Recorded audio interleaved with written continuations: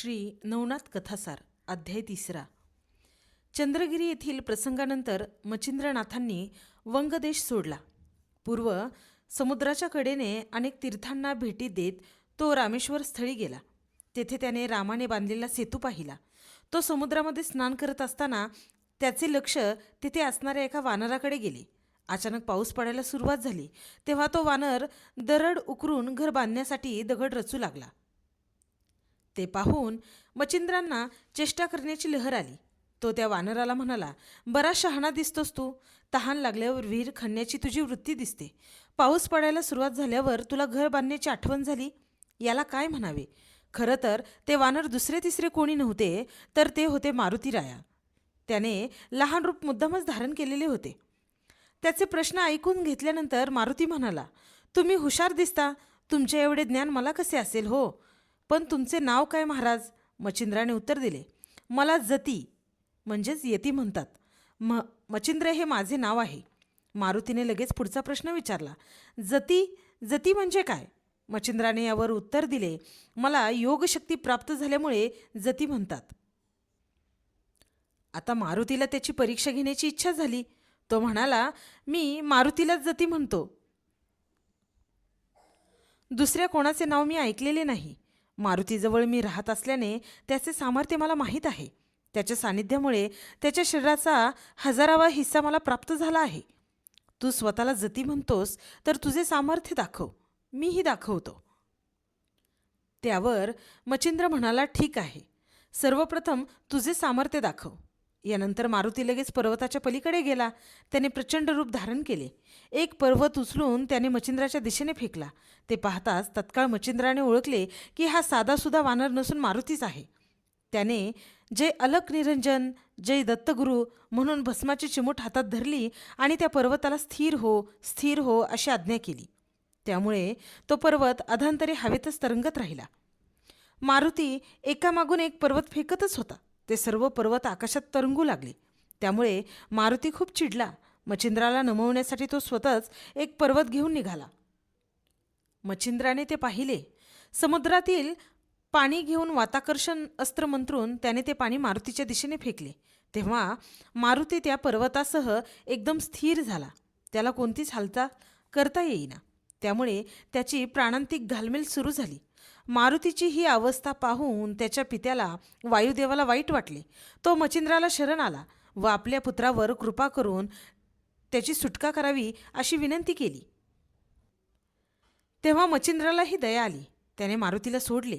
वायू मारुतीजवळ गेला आणि मारुतीला म्हणाला, पुत्रा, या योग्याने तुझी अचल अवस्था कशी काय केली हे तुला समजले का? त्याच्याजवळ गुरुभक्तीचे शस्त्र आहे.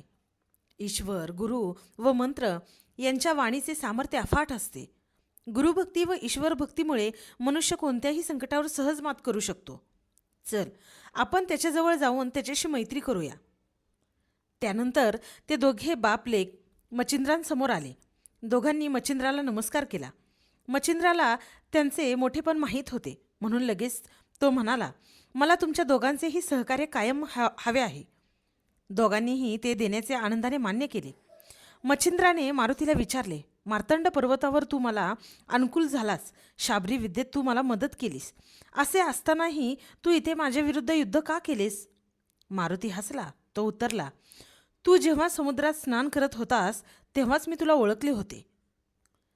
तुझ्याकडील शक्ती मला माहीत आहे, पण तुझ्यापुढे अनेक संकटे येणार आहेत. त्यात तू टिकाव धरशील की नाही याची परीक्षा पाहण्यासाठी मी तुझ्याशी युद्ध केले. मारुतीच्या बोलण्याने मच्छिंद्र आनंदित झाला.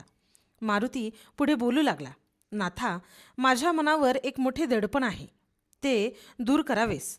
आपल्या दोघांची आता मैत्री झालेली आहे, त्यामुळे कृपया तू नकार देऊ नकोस. मच्छिंद्रानेही होकार दिला. तेव्हा मारुती पुढे सांगू लागला, रावणवध झाल्यानंतर सर्व राक्षस मारले गेल्यानंतर श्रीराम, सीतामाई व मी विमानातून अयोध्येत परत गेलो.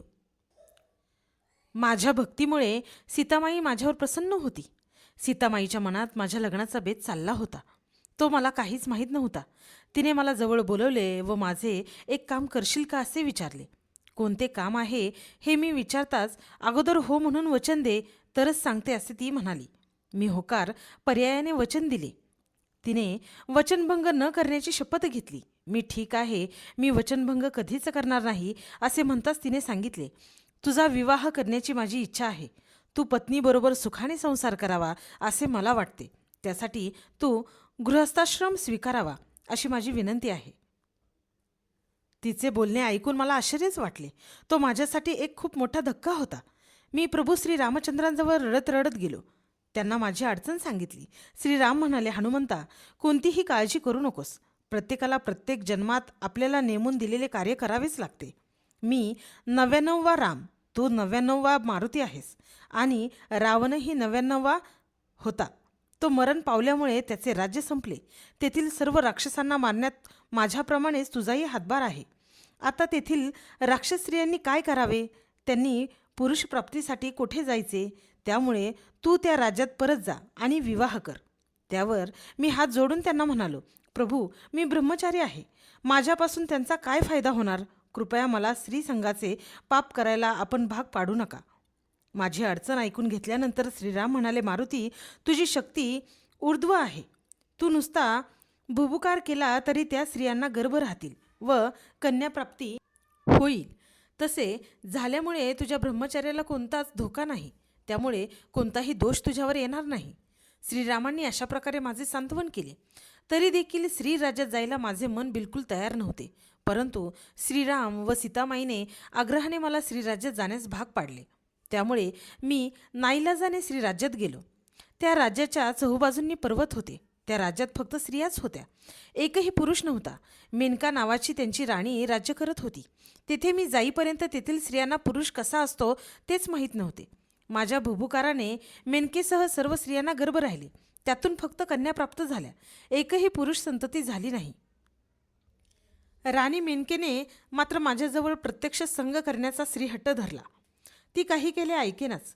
जन्मापासून मी अचल व अभेद्य आहे. मी सुवर्ण कोपिन धारण केलेले असल्यामुळे मला तिची इच्छा पूर्ण करता येणे शक्य नव्हते. तेव्हा मी तिला म्हणालो, उपरीचर वसूच्या पुत्ररूपाने कवी नारायण ऋषीच पुढे अवतार घेणार आहेत. मच्छिंद्रनाथ हे नाव ते धारण करतील. ते समर्थ योगी असतील. ते येथे येतील आणि तुझी इच्छा पूर्ण करतील. मी तिला दिलेल्या या वचनाने माझ्यावर खूप मोठे दडपण आहे. ते आता तू दूर कर. त्यासाठी माझे वचन तू आता पूर्ण कर. मारुतीचे एवढे सविस्तर बोलणे ऐकून घेतल्यानंतर मच्छिंद्र त्याला म्हणाला, तू मला विनाकारण मोहात पाडू नकोस. ब्रह्मदेव, नारद, इंद्र, रावण, शंकर, विश्वामित्र आदींची श्री ओढीमुळे कोणती अवस्था झाली हे मला माहीत आहे. त्यामुळे त्यांना त्यांचे इच्छित कार्य करता आले नाही. म्हणून श्रीसंग मी कधीही करणार नाही. ते मला शक्य नाही. नको ते काम करायला मला लावू नकोस आणि विनाकारण मला संकटात टाकू नको. त्याचे बोलणे ऐकून मारुतीला दुःख झाले, पण त्याने माघार घेतली नाही. तो मच्छिंद्राला म्हणाला, मी तुझे काहीही ऐकणार नाही. आपली मैत्री आहे ना, तुला माझ्यासाठी हे काम करावेच लागणार आहे. हे काम करून तूच माझी वचनातून मुक्तता करणार आहेस.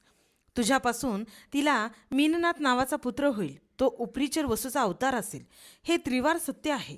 हे अनिवार्य आहे. मच्छिंद्र मारुती या दोघात या गोष्टीवरून पुष्कळ वाद झाला. पण शेवटी मच्छिंद्राला मारुतीला त्याचे वचन पूर्ण करण्याचे आश्वासन द्यावेच लागले. त्याने आश्वासन देताना म्हटले, आधी मी राहिलेल्या सर्व तीर्थयात्रा पूर्ण करणार आणि त्यानंतर तुला दिलेला शब्द पूर्ण करणार. मारुतीनेही त्याच्या बोलण्याला संमती दिली. त्यानंतर वायू व मारुती तेथून गेले. ठरल्याप्रमाणे मच्छिंद्रनाथानेही पुढच्या तीर्थयात्रेसाठी ते तीर्थक्षेत्र सोडले. या अध्यायाच्या नित्य वाचनाने व श्रवणाने शत्रूंचा विनाश होतो.